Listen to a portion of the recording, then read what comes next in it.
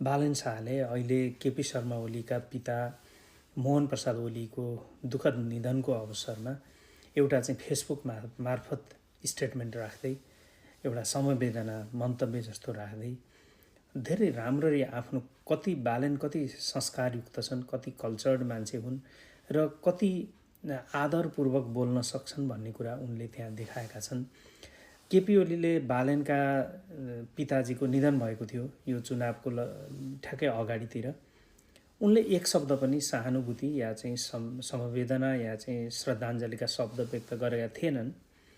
उनले हुन त बालनलाई कुनै प्रतिस्पर्धी पनि होइन, यी केटाकेटीहरू गुल्ली खेलाउने भन्ने तरिकाले मिडियाबाजीमा पनि कुनै उनलाई एउटा सामान्य मान्छे पनि नगनेको अवस्था थियो।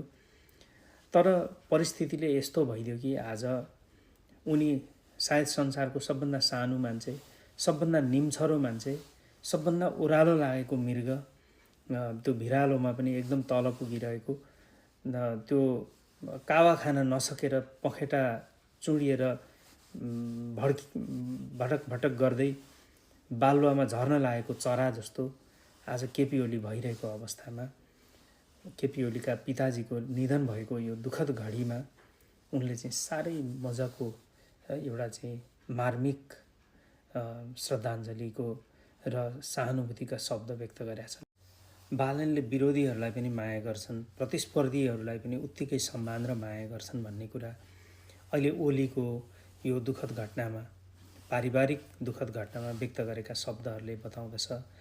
त्यस्तै हर्क साम्पाङले कति विरोध गर्दा पनि, हजारौं पोस्ट हालेर विरोध गर्दा पनि मेरो माया छ भन्न छोडेका छैनन्।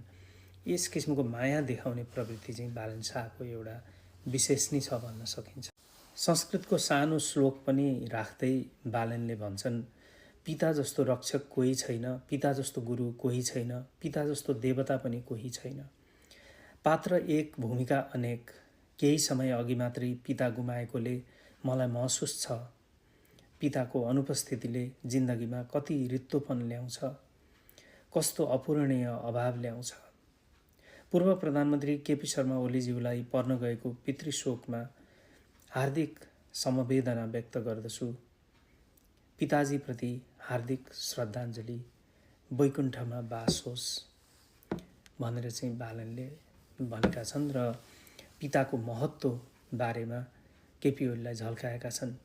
यो स्ट्याटसले अर्को कुरा पनि के बताउँदछ भने हिजो केपी ओलीबाट त्यत्रा दुर्घटना भए, नेपाली भाइ बहिनीहरू मरे, त्यसमा केपी ओलीले एउटा शब्द, वास्तवमा केपी ओली त देशको प्रधानमन्त्री, त्यहाँमाथि सबै